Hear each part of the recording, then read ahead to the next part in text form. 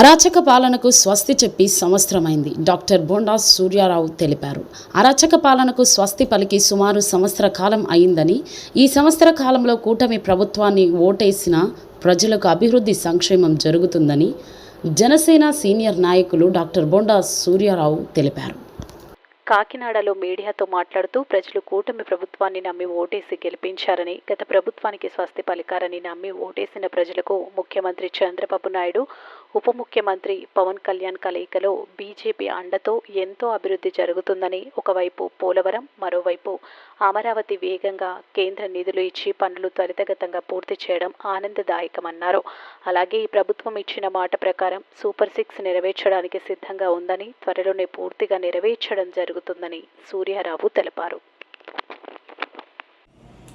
అందరికీ నమస్కారం అండి. నేను డాక్టర్ బొండా సూర్యారావు, సీనియర్ నాయకుని, జనసేన పార్టీ. ఈ రోజున జూన్ 4వ తారీఖు కూటమి ప్రభుత్వం ఏర్పడి సంవత్సరం అయింది. అంటే అంధకారంలోంచి అభివృద్ధి పదంలోకి వచ్చి సంవత్సరం అయినట్టుగా ఈ రోజున మరి రాష్ట్ర ప్రజలందరికీ తెలుసు. రాష్ట్ర ప్రజలకి మీరు అంధకారం నుంచి అభివృద్ధి పదంలోకి వచ్చారు, ఒక గొప్ప నాయకుల్ని కూటమిని ఎంచుకుని రాష్ట్రాన్ని అభివృద్ధి పదంలోకి తీసుకెళ్లేలాగా మీరు చేయగలిగారు. ఇది ప్రజల విజ్ఞతతో సాధ్యపడింది. అసలు ఏం జరిగింది? 5 ఏళ్ల క్రితం మనం ఒక నాయకుడిని నమ్మి, ఆయన చెప్పిన మాటలు నమ్మి, ఒక గొప్ప నాయకుడిని బిడ్డగా ఒక ప్రజాసేవ చేస్తానని, నవరత్నాలతో రాష్ట్రాన్ని అభివృద్ధి పదంలో తీసుకువెళ్తానని చెప్పి మోసం చేసి మోసపూరుతున్నటువంటి పరిపాలన చేశారు. ఏం పరిపాలన చేశారు? నవరత్నాలు ఇచ్చారు కదా.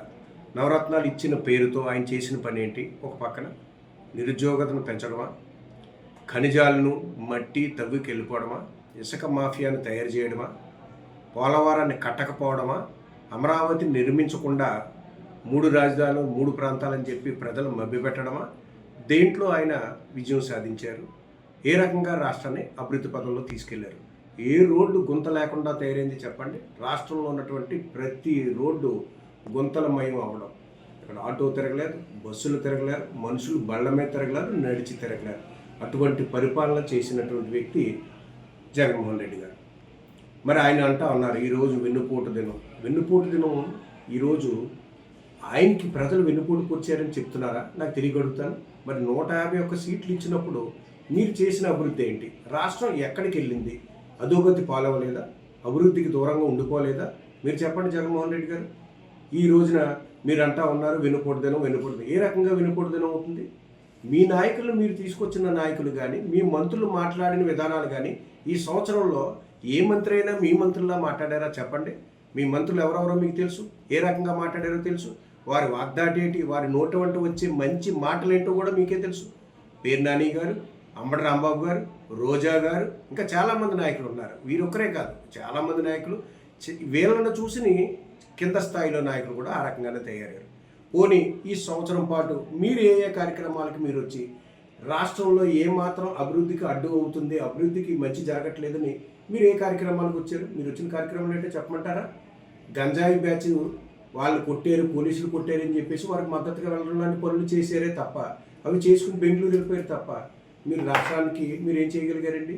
మీరు మీకు పరిపాలనించిన సమయంలో 151 సీట్లు ఇచ్చిన పరిపాలనించిన సమయంలో మేలు చేయకపోగా దీన్ని వెన్నుపోటు దినంగా మీరు చిత్రీకరించాలని ప్రయత్నం చేయడం, మరోసారి ప్రజలను మభ్యపెట్టడం అని చెప్పేసి మీకు తెలియజేయడం జరుగుతుంది. ఇది పక్కన పెడితే సరే, ఈ సంవత్సరం పాటు అయ్యింది.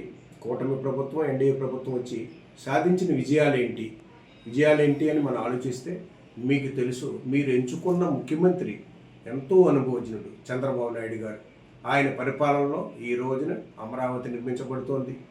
2027 కల్లా అది పూర్తి కాబోతుంది. అలాగే పోలవరం నిర్మించబడుతుంది. అది కూడా 2027 సంవత్సరం చివరాఖరి కల్లా పూర్తయ్యేలాగా ప్రణాళికలు జరుగుతూ ఉన్నాయి. ఈ రోజున ఎడమకాల నుంచి తూర్పుగోదావరి, విశాఖపట్నం వరకు కూడా నీరు, సాగునీరు, తాగునీరు అందే విధానంగా ఆయన ప్రయత్నం చేస్తూ ఉన్నారు. ఇది కదండి అభివృద్ధి అంటేనే. గోతులు ఎక్కడున్నాయి చెప్పండి? రోడ్లలో 5 ఏళ్ల పాటు ఉన్న గోతులు ఈ రోజున ఎక్కడ పోయాయని చెప్పండి? కొత్త కొత్త ప్రాజెక్టులు వస్తున్నాయి, నేషనల్ ప్రాజెక్టులు వస్తున్నాయి, ఏంటంటే ఫ్యాక్టరీస్ వస్తున్నాయి. ఇన్ని రకాల అభివృద్ధి చేస్తూ ఉన్నటువంటి చంద్రబాబు నాయుడు గారి ముందు మీరు ఎక్కడ సరిపోతారు చెప్పండి? ఆయన ముఖ్యమంత్రి, మీరు ముఖ్యమంత్రి చేశారు. ఆయన స్థాయి మీకు ఎప్పటికీ రాదు. అలాగే ఉప ముఖ్యమంత్రి పవన్ కళ్యాణ్ గారు, అటువంటి రాజకీయ నాయకుడు ఈ రాష్ట్రానికి కాదు దేశానికి కావాలన్నట్టుగా ఏ సర్వే నిర్వర్తించినా సరే ఆయన పేరే ముందొస్తుంది. మరి వీళ్ళిద్దరికీ గురువు ఎవరు? ఎన్డీఏ అధ్యక్షుడు ఏంటి, ప్రధానమంత్రి గారు ఏంటి, మోడీ గారు, అమిత్ షా గారు. మరి ప్రధానమంత్రి గారు చేసింది ఏంటి? ఈ రోజున దేశాన్ని అంతా ఏకతాటిపై నిలిచి మన మీద అకారణంగా ఆడవారి సింధూరాన్ని తుడిచివేసినందుకు ఆ పాకిస్తాన్ కోలుకోలేని దెబ్బ కొట్టారు.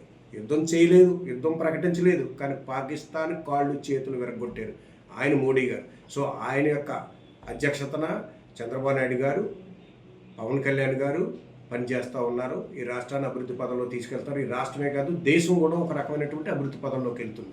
ఈ రోజున ప్రజలు సంతోషంగా ఉన్నారు.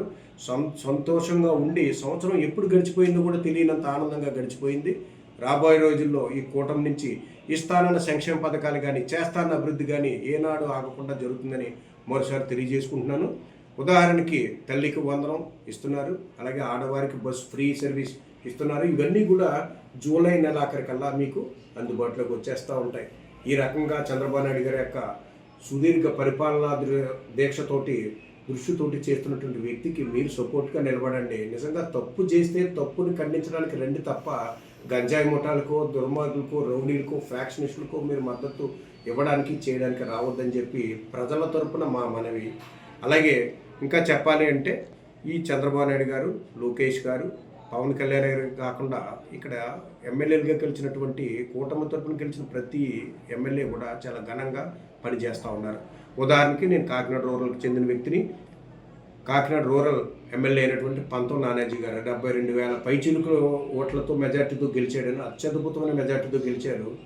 ఆయన స్పాట్లోనే నిర్ణయాలు తీసేసుకుంటారు. ఒక వ్యక్తి వస్తే అది అవుతుందా లేదా చెప్పేస్తారు, అవితే అప్పటికప్పటికే అధికారికి చెప్పి తీర్చేస్తారు. ఆయన స్థలాలు ఇప్పించడంలో విషయాల్లో కానీ, సీసీ రోడ్లు పునర్నిర్మించే విషయాల్లో కానీ, కాలువల్లో పూడికి తీత తీసే విషయాల్లో కానీ ఆయన రైతు బాంధవుడుగా ఈ రోజున పేరు ప్రఖ్యాతులు తెచ్చుకున్నారు. 300 పైగా సీసీ రోడ్ల నిర్మాణం జరిగింది. డ్రైన్లు, వాటర్ ట్యాంకులు నిర్మించడం జరిగింది. అడిగిన వారికి అడిగిన కాకుండా ఆయన దగ్గర ఒక అంచెల వ్యవస్థ ఏం లేదు. డైరెక్ట్ ఎమ్మెల్యే నాయకుడు కూడా తీసుకెళ్ళక్కర్లేదు. ఎందుకంటే ఇది జనసేన విధానం, ఇది కూటమి విధానం. అటువంటి విధానంతో ముందుకెళ్తున్నటువంటి ప్రభుత్వాన్ని కించపరిచే విధానంగా ప్రయత్నాలు చేయడం మానుకుంటే మంచిదని చెప్పేసి ప్రజల తరపున హితవు తెలుపుతూ, మరి ప్రజలకు మరోసారి ఈ కూటమిని ఎంచుకున్నందుకు మీ విజ్ఞతకు మరోసారి నమస్కారం తెలుపుతూ